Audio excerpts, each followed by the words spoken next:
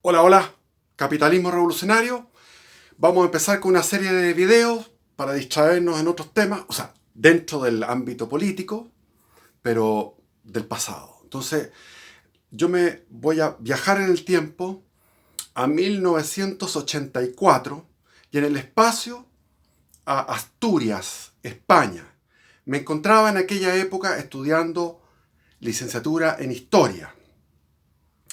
Pertenecía a la izquierda revolucionaria chilena, es decir, al marxismo-leninismo, y era un simpatizante y ayudista del movimiento de izquierda revolucionario MIR, que formaba en aquel entonces lo que ya se llamaba la coalición del MDP, Movimiento Democrático Popular, que estaba conformado por el Partido Socialista de Almeida, el Partido Comunista y el MIR. Esos tres partidos eran la extrema izquierda de Chile y eran sumamente suicidas. Eran kamikazes políticos y militares para poder derrocar al gobierno de Pinochet. Se trataba de una acción permanente, sostenida, insurrección de masas, trabajo de masas y, y acciones heroicas de tipo suicida. Yo estaba estudiando ahí y tenía una relación amorosa que fue muy poética, magnífica, y bueno, falló. Tenía dos amigos, un amigo que era maravilloso, difícil empezar a hablar tanto de este gran amigo, y el otro amigo era, como referencia, era un poeta conocido, galardonado en España. Vivía en la ciudad de Oviedo. Yo vivía en Oviedo en ese momento, estaba estudiando en la Universidad de Oviedo. Los profesores eran todos marxistas, amigos míos. En la historia yo no entendía cómo podía, porque yo tenía algo en mi corazón y en mi intelecto. Tenía algo que me decía, esta cuestión no me cuadra. Porque había que meter la teoría marxista como una camisa de fuerza a la historia. Entonces, ver mediante la teoría marxista la historia griega, sí, claro, puede, sí. Bueno, entonces nos hacían leer a Marvin Harris, que era un antropólogo de aquella época, un tipo con una erudición portentosa, que tenía una cantidad de gente que le trabajaban a él, era un norteamericano, Marvin Harris, que tenía un equipo inmenso de antropólogos de terreno que le entregaban información a él, y él, a su vez que estaba todo el tiempo informándose, leyendo, buscando en archivos históricos, entonces él generaba la teoría y generaba un montón de libros. Vacas, cerdos, guerras, brujas, ya ni me acuerdo. La teoría del materialismo cultural, que es como un materialismo, era un marxismo evolucionado, antropológico, donde se mantenía la tesis de que la infraestructura determina la superestructura, y la infraestructura estaba determinada a su vez por una tijera, que eran dos factores, que era la demografía, que siempre la sociedad humana ha tendido a una demografía y han tendido también a un desgaste de los ecosistemas. Entonces, el agotamiento de los recursos y la demografía es lo que determina en el fondo el comportamiento, o sea, la estructura y la superestructura. O sea, es una base más profunda.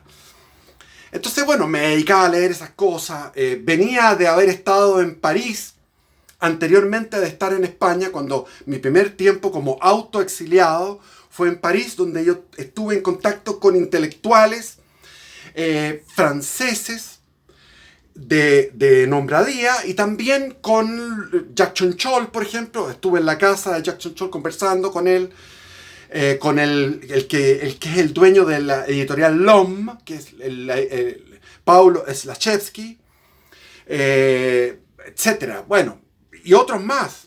Estaba en esa época con Christian Barken en París. Yo lo acogí porque tenía dos piezas, etcétera, etcétera. Eso es París, es otro capítulo. Pero aquí estamos, en 1984, Asturias. Y bueno, estaba con un problema con esta mujer, me vino una depresión muy grande porque terminé con ella y los dos amigos míos también terminaron en forma inmediata con sus mujeres. Entonces era un grupo donde estas mujeres españolas, que eran muy de armas tomar, muy buenas para hacerse abortos y invitar a sus fetitos a pasear, chacoteando y burlándose de los abortos, lo encontraban lo más simpático hacerse un aborto. No sé por qué lo trataban ellas de hacerlo súper simpático. Y eran, una de ellas era hija del segundo del Partido Comunista de España, que era este hombre, en esa época estaba Carrillo. Y gobernaba en España Felipe González, que era un gobierno socialista. Entonces estaba en pleno Felipe González, con Carrillo, con estas personas, en un ambiente completamente progre. Tenía unos amigos que eran tipos brillantes, pero completamente en su espuma progre, digamos. Entonces yo venía de leer cuestiones que eran una cantidad de abstracciones. Un libro de esos era de una cantidad de abstracciones. Leer a Jean-Paul Sartre, el, qué sé yo, el Derrida, todo eso, el Georges Bataille, ya ni me acuerdo ni siquiera los nombres, pero leía los libros. Y sobre todo a los trotskistas. Los trotskistas, me acuerdo un tomaco así grande que se llamaba Historia del Partido Bolchevique. Interesantísimo, era la historia del siglo XX prácticamente, de casi todo el siglo XX.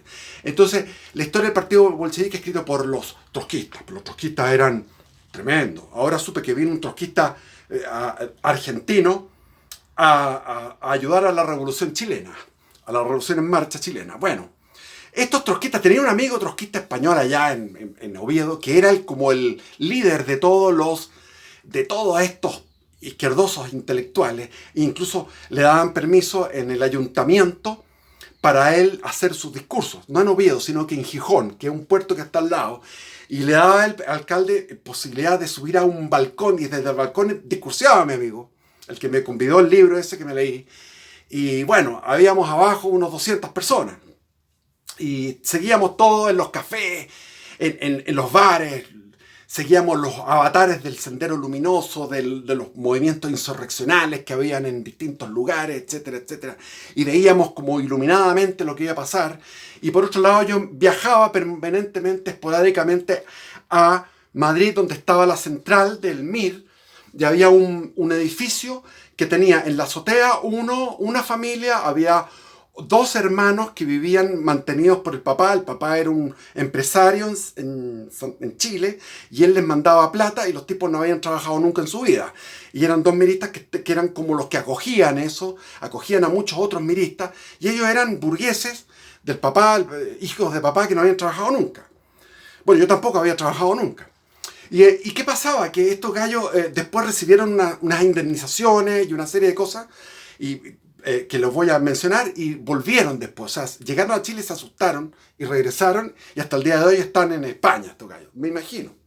Bueno, entonces era un edificio que tenía varios departamentos que estaban ocupados por distintos elementos del MIR. Entonces, yo con esta tragedia que sentí emocional, quería como suicidarme, andaba para la corneta, qué sé yo. Me acuerdo que me fui en la noche con intenciones de suicidarme, pero contemplé en la noche un campo de lavandas. Era ya la primavera adelantada, antes de dar los exámenes. Un campo de lavandas con una luna llena, y pasaba por ahí el ferrocarril de Trocha Angosta, y decidí que tenía que seguir viviendo, a pesar de la depresión. Entregué todos los exámenes, saqué buenas notas, y de ahí me fui a dedo a Pamplona, porque nos encontramos en Pamplona en el verano, ese verano del 84, en Pamplona, a los Sanfermines, pero al mismo tiempo a trabajar para recolectar plata para la resistencia. Entonces teníamos un local, o sea, una especie como de fonda, para que me ubiquen, una cosa como una fonda. Y habían varias fondas alrededor. Era un sitio en Pamplona donde estaban todas las fondas de la izquierda. Y los parlantes, unos altoparlantes tocando a Silvio Rodríguez en todo momento. Y a La Polla Records. Y algunos otros. La Polla Records era un grupo de rock. Entonces uno se encontraba con los R. Batasuna, que son el brazo político de la ETA de aquel tiempo. Y bueno, yo cuando andaba por el País Vasco me encontraba siempre con R. Batasuna, porque dicen que los esotéricos dicen que cuando uno tiene una energía, una vibración, capta a otros gallos de la misma vibración. Entonces me encontré con estos gallos. A cada rato me encontraba con estos gallos. Además que andaban ellos también mochileando. Eran todos marxistas y trataban de hacer una independencia. Era una mezcla de marxismo con racismo de parte de los vascos. Entonces, había pasado muchas veces por el País Vasco lo reconocía montones. Bueno, y ahí tenía el turno desde las 12 de la noche hasta las 8 de la mañana. Trabajaba de noche, haciendo sándwich, bocadillos, que decían los españoles, haciendo bocadillos, qué sé yo, llegando a una tropa de curados, todo el mundo curado, toda una ciudad curada maravillosa, preciosa, la curadera, genial. Pues no había ningún buen botado, como en Chile, que tú encontrás los tipos botados, no como en Chile, como son las fondas, que las fondas son todas acomplejadas, nadie quiere bailar, o si bailan los demás lo están mirando, esa cosa fea del chileno cohibido y poco dionisíaco. No, el español es genial. Andaban bandas tocando por distintas calles simultáneamente, entonces uno iba detrás de una banda bailando, con sus bastones. Eran unos bastones donde uno ponía un vaso en el bastón y podía tirar la sidra, y la sidra se iba espumando, y tenía que tener el achunte, porque el vaso iba así en el bastón, entonces tenía que caer la sidra ahí, o sea, en el borde preciso. Yo ya estaba ducho para eso, repartiendo sidra.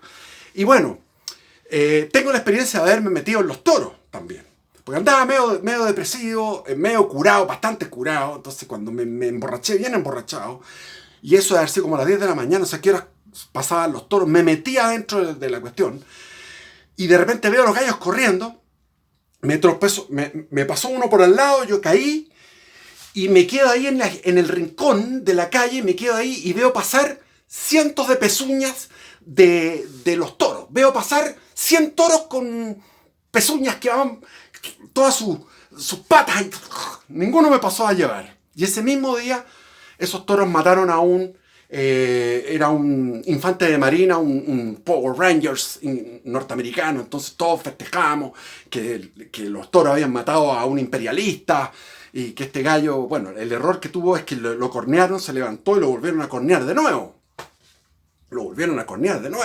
Entonces no se puede uno levantar, tiene que hacerse el quieto. Yo, como andaba curado, me tropecé, me caí, ahí no pasó nada. Y porque había bases norteamericanas en aquella época, no sé si cómo estará ahora. Entonces, en un momento determinado, yo decidí, me quiero volver a Chile, porque cuando llegaba a Madrid a ver a los compañeros estaban todo el rato en una efervescencia mental, vivían en Chile. Entonces, las noticias de esto, la barricada, la otra barricada, las marchas, las protestas, que el partido está aquí, que la cuestión está... ¡Buah! O sea, era una locura. Entonces me contagiaron. Dije, yo me voy a ir, ya que ya estoy sin esta mujer, estoy como deprimido, pero voy a ir para allá. Y al decidirme ir para Chile, me vino inmediatamente como una alegría, y empecé a estar en una maravilla de despedirme. Cuando uno se despide de un lugar, empieza a ver lo que es el lugar. Empecé a ver lo que estaba dejando. España, maravilloso. Empecé a ir con mi amigo, con Juan Manuel. Empezamos a ir fueron varios meses, fueron 3-4 meses que estuve en ese estilo. Íbamos al campo, a unos lugares donde había unas cascadas, nos metíamos en las cascadas, nuestros cuerpos tiraban vapor, nos encontrábamos en ese mismo momento en unas casas abandonadas, en unos bosques, pero de encanto, de ensueño maravilloso. Y ahí encontramos a unos pascuenses que andaban recorriendo España por la naturaleza, a través de los montes, esto en Asturias. Asturias es un lugar maravilloso. Entonces, y de ahí ya dejé a Juan Manuel, fuimos a muchos recitales, en esa época era el verano, entonces fuimos a muchos recitales de Loquillo y sus trogloditas, Los Ilegales, etc. El Barón Rojo, pero no me gustó, era como más otra cosa. Bueno, y se me antojó hacer un viaje, entonces hice un viaje, me despido, y hice un viaje por la costa cantábrica en un estado de éxtasis. Entonces dormía en las playas, no pagaba porque no te andaba sin plata, dormía en las playas y andaba en la costa cantábrica, entraba a los bares y me ponía a bailar solo, y bueno, andaba feliz. Y de ahí me fui al sur, a Granada, a Treveles, un pueblo maravilloso. Treveles es una culebra blanca de puras casas blancas con estos maceteros, estos balconcitos, unas callejuelas preciosas, y en cada es muy largo, va subiendo, subiendo. En cada escalón, digamos, del pueblo hay una iglesia y hay un bar. Entonces yo iba a la iglesia y al bar. A la iglesia siendo ateo. Hice un ayuno ateo y me metía a los bares y después me fui a un pesebre. ¿Por qué? Porque llegué al final del pueblo y había un agricultor en una montaña que después seguía una montaña inmensa y que la parte más alta es el pueblo más alto de España. Más alto, se llaman las Alpujarras, que es como una cordillera, es una cordillera de Nevada, y con unos ríos inmensos, así de cristalinos. Yo me metía a los ríos helados, y ahí este gallo le planteé y me dijo, no hay problema, quédate acá, y me quedé en un pesebre, había una vaca, y pesebre total. Dormía dormía en la paja, exquisito. Bueno, y de ahí de Granada, llegué a Granada, también tuve muy buena suerte en Granada. Yo andaba con una estrella, fantástica, porque sin plata.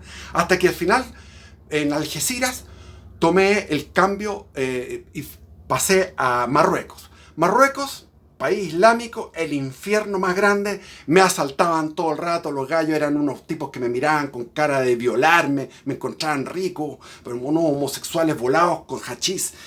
Grupos de 4 o 5 hueones volados de hachís mirándote con unas caras raras y por otro lado agrediéndote. Entonces yo en un día tuve 5 agresiones. 5 agresiones, y algunas tan graves como que el tipo metía las manos a los bolsillos, agarraba los testículos, me los apretaba y por otro lado me mandaba los 2 dedos a los 2 ojos. Y se equivocó, porque me dejó un dedo y el otro no alcanzó, me pegó en la ceja. Y ahí lo agarré al gallo, bueno, etcétera. Tuve muchas cuestiones desagradables que al final lo único que quería, no podía ni dormir la noche tiritando con tanta cuestión desagradable en esos países. Ese país de mierda. Y van todos los turistas y dicen que el país más maravilloso. Porque van como turistas. Porque les laman el culo los huevones islámicos. Pero si tú vas como un mochilero, te hacen peure. Y si eres un mochilero medio con cara de gringo, con el odio que tienen los gallos, el resentimiento, fatal. Así que volví. Cuando tomé el barco de vuelta para volver a Algeciras, dije, vuelvo a la civilización cristiana occidental, siendo ateo. Vuelvo a la civilización cristiana occidental. Llegué a Algeciras, dormir en la plaza, feliz. Bueno, llegué a Madrid porque tenía una entrevista de la ACNUR, el Alto Comisionado de los Derechos Humanos. ¿Qué pasó? Que hablé con los compañeros y los compañeros me dijeron, tú lo que tienes que hacer es ir a hablar con la persona no sé cuantito que está en la ACNUR. Habían varias funcionarias, secretarias del Alto Comisionado para los Derechos Humanos de las Naciones Unidas. Se suponía que me iban a dar a mí, se suponía y lo hicieron, me iban a dar un monto de plata. Y esa plata me la dieron. Y no había que probar nada. Tenías que tú decir, yo vengo de parte del compañero no sé cuantito. Yo iba de parte del compañero no sé cuantito, llegué a la oficina de la ACNUR de las Naciones Unidas en Madrid, me tocó hablar con la persona que me correspondía, y ¿qué es lo que hice con ella? Lo que hice fue hablar de cualquier cosa. Hablé de mi separación, hablé de los viajes últimos que había hecho, porque justo me había enamorado de España total cuando me estaba despidiendo. Que eso pasa en el ser humano, cuando uno se despide, como que ya no tiene más obligación y ya no estoy estudiando, no estoy haciendo nada. ¡Pum! Echémosle. Entonces, me dieron lo que en aquella época eran, ¿cuánto llevo? 19, ya, está bien. O 20, 19, está bien. Eran $500,000 de pesetas. No existía el euro, $500,000 de pesetas. Y ese $500,000 de pesetas corresponde a lo que ahora sería comprarse un auto mediano. O sea, yo calculo como unos 7 millones de ahora, una cosa así. ¿Ya? Entonces me dieron eso y me dieron un pasaje en Iberia gratis con un sobrepeso, un derecho a sobrepeso inmenso. Inmenso. Entonces los compañeros me dijeron, mira, tú vayas a tener que ir a dejar regalo a todos los parientes de todos los compañeros que están acá. Ya. Entonces, era un de estos bolsos marineros gigantes, era como una cuestión gigante. Entonces, me fui en el avión. Esto era un sobrepeso abrumador, inmenso, un tremendo sobrepeso. Y en Iberia me fui, bueno, viajando, y cuando ya llegamos a Seiza, después de Seiza, voy mirando la pampa esa verde, y después la pampa seca, y de repente empiezas a ver la cordillera, y el avión se mete en la cordillera, ves la cordillera, de repente nublado, no se ve nada, todo blanco, las ventanas blancas. Y me largo a llorar, llorando. 4 años que había estado fuera, llorando. Impresionante. Pucha, vuelvo a mi Chile, weón. El amor a Chile, la cuestión de Chile, el enamoramiento perpetuo, maravilloso con Chile toda la vida, enamorado de Chile. Me conozco Chile desde lo más extremo, desde Putre hasta Puerto Williams. Yo no conozco desde Arica hasta Punta Arenas, conozco desde Putre hasta Puerto Williams. Todo, completo. Hacia la cordillera, hacia el mar. He caminado por el mar. He caminado kilómetros por el mar. Entre las roquerías y las playas, porque me fascina la costa. Me he encontrado con perros, pero también me he encontrado con mariscadores. He sido mariscador, he vivido con los mariscadores. Pero eso vamos a ir narrando por pedazos. Entonces, aterrizo en el aeropuerto Arturo Merino Benítez. Yo, ¿cómo se ve? Ese es el aeropuerto Pudahuel. ¿Para qué le pusieron un nombre? Bueno, le pusieron un nombre. Aterrizo con este tremendo bulto. Encuentro a mis familiares que ya estaban avisados. Me encuentro un sobrinito nuevo. Mi hermana había estado casada entre meses, había casado, etc. Bueno, cuento corto. Tuve que ir a buscar en Santiago, no me acuerdo en qué lugar era, pero era una cosa relacionada con la Iglesia Católica, las lucas. Y me dieron unas lucas que me las dieron en dólares. O sea, $500,000 de pesetas me lo dieron en dólares. Y eso me alcanzó para vivir un año sin trabajar y meterme en la Universidad de Chile, que estuve en la Universidad de Chile un semestre. Me matriculé en la Universidad de Chile y estuve un semestre viendo todo lo que era lo que era aquello. O sea, de venir de una universidad española a la Universidad de Chile de aquellos tiempos era un cambio bastante fuerte, porque era menor el nivel. Era mucho menor el nivel, sin duda. Entonces, llegué a mi casa y me tenían un almuerzo estupendo, qué sé yo, y después mi padre me llama a lo privado para decirme: has hecho puras huevadas. Estaba indignado mi viejo. Y mi vieja me dice: aquí hay espacio para ti, puedes quedarte aquí, pero no vas a quedarte. Nosotros tuvimos la oportunidad de estudiar primero en Santiago, en la Universidad Católica, Derecho. Te saliste, te fuiste a estudiar a España, no terminaste. Nosotros ya te hemos ayudado suficientemente. Ya tienes 24 años, vas a cumplir 25 y ya estás peludo, así que te puedes venir aquí a duchar y a comer. Así me dijo mi vieja. Mi vieja era socialista. Ya, y todavía sigue siendo socialista, se traga todas las cuestiones en la tele. Tiene 90 años. Bueno, y me chopo. O sea, yo podía ir allá a comer y podía ducharme, pero tenía que buscarme dónde dormir. Entonces ahí empezaron 30 años de vivir en pobreza. Hasta que volví donde mi madre ahora hace poco, por separaciones, por cosas. Pero estuve, digamos, viviendo más de 30 años en pobreza. Así que a mí no me vengan con weá. Yo conozco la pobreza. La conozco bien. Entonces, bueno. Entonces, ¿qué pasó? Me conseguí en la avenida Vicuña Maquena, donde ahora hay boches ahí, en Vicuña Maquena, por la altura del General Jofré, en esa zona, al frente donde ahora hay un instituto hermético, pero ya parece que no está el instituto hermético, es una casa antigua, esa casa la estaban, era una herencia que no estaba clara, y yo pude hablar con ellos y me metí ahí y tenía un colchón qué sé yo, la típica como yo vivía, como de colchones, qué sé yo. Y empecé a ir a la Universidad de Chile y empecé a encontrar que ahí se dividían en 3 grupos, para ser bien sincero, porque ya iba a mentir, pero no voy a mentir. Habían 3 grupos.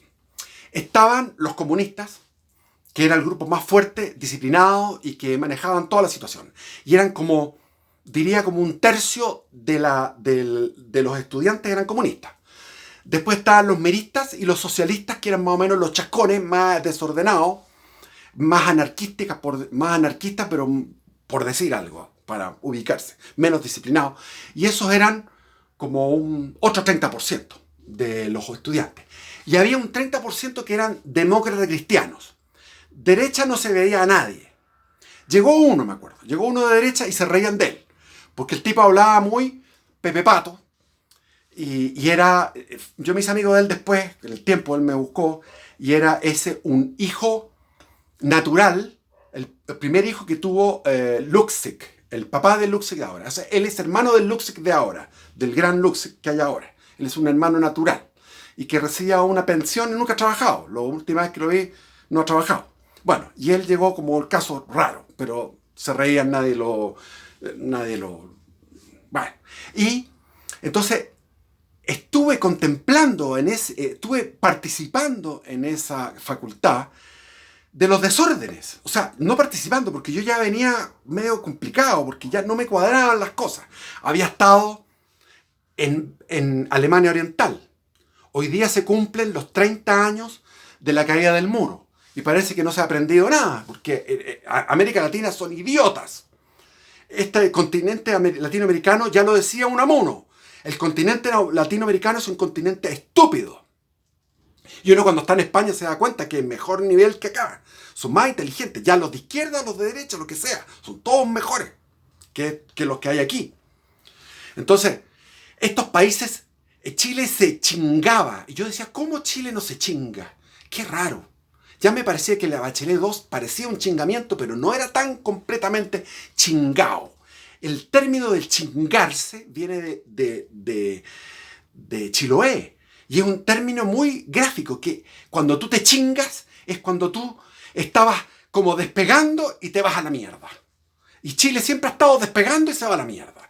Con el gobierno portaliano llegamos a una guerra internacional, le ganamos a Perú-Bolivia, nos quedamos con el salitre, y bueno, el salitre y la cuestión, y todos saben la historia, podemos contarla, y después nos fuimos a la mierda.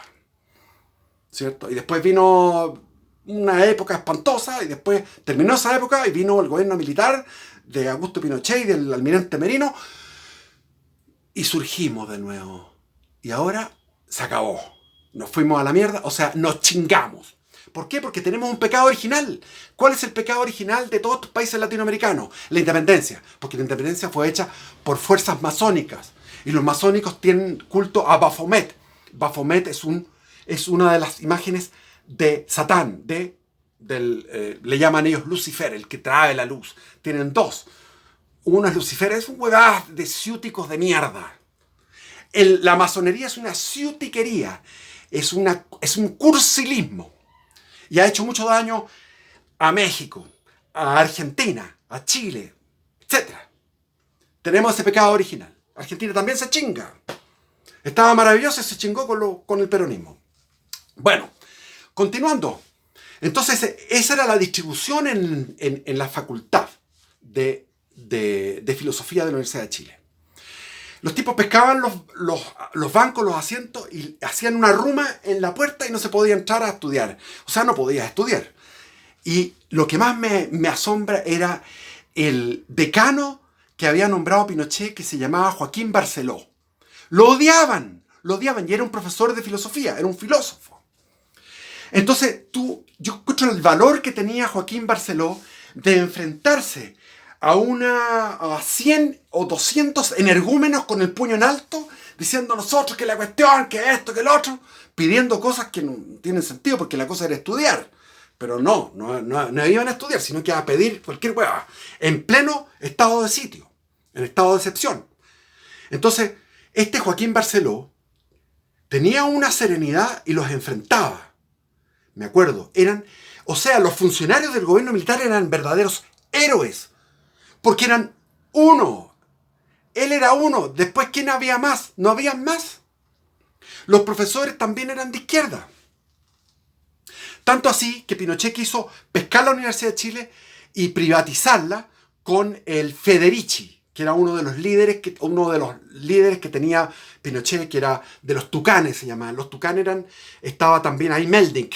Los Tucanes estaban en la onda de José Piñera de privatizar más y avanzar más en todas estas modernizaciones de Chile.